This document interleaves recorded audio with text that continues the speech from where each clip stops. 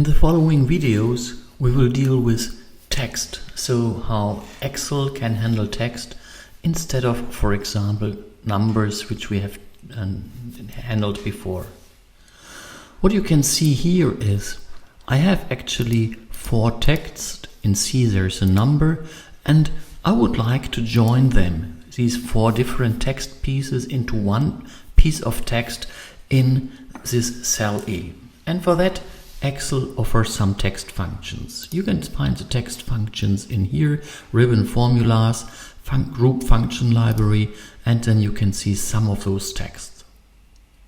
The one I'm using right now is Concat. In former versions of Excel, it has been named Concatenation, and actually to concatenate means to add pieces of text together to one. So what I can enter here is all these text, piece by piece. I have to separate them by a semicolon because there are different parameters. And if I have entered all of them, you can see I have complete text now in here. It's exactly what you have implemented, but maybe it's not what you're looking for, because you would like maybe some empty spaces to separate the single pieces. But those ones you can integrate, for example, by adding additional parameters, for example, as constants. So I'm adding some of those in here.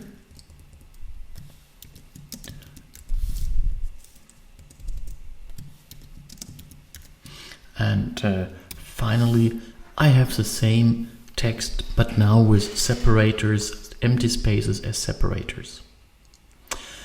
There's a different function working quite similar.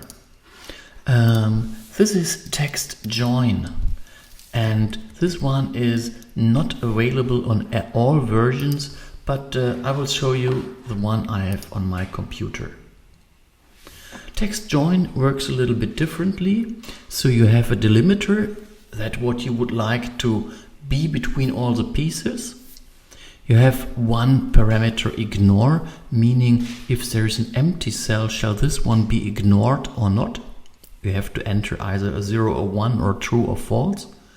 And then all the other texts, and in text join you can simply define a region. So let's give it a try. I will enter again this empty space. Second parameter, I would first say include empty cells. We'll see what this means. We have false in here, and then I say all the text from A2 to D2, and you will see we have the same result as above.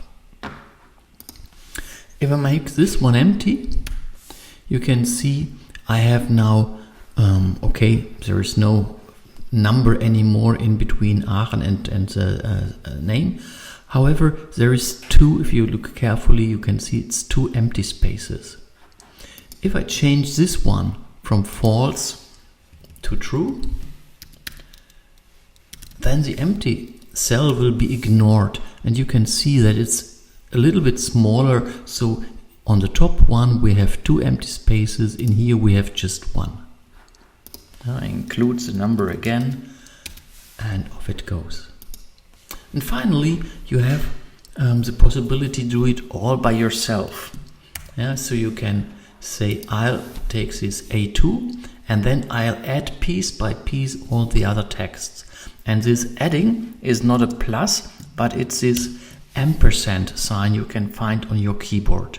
This means to add one text to each other, to concatenate, to make one big text out of it. And again, I'll do it like this. We don't have to add semicolons right now, so just go for the B2. It's just like a normal formula. Okay, sorry, I've forgotten this ampersand. Again, and now I could misclicked. I would like to have a comma between the name and the first name and the city and the zip code. And I'll go for that one. Oh, sorry. C2. Oh no, I'm now doing wrong. C2, an ampersand, an empty space, an ampersand, and finally the D2. Hope everything works fine. So what you can see here is, again, I have these names, I have these different pieces, but now I have different delimiters. I have the comma between Müller and the zip code, and I have spaces between the other ones. Usually, personally, I use always the latest version because it gives a little bit more of freedom. Maybe it's a little bit more to enter into your keyboard, but you have to decide what you would like to go for.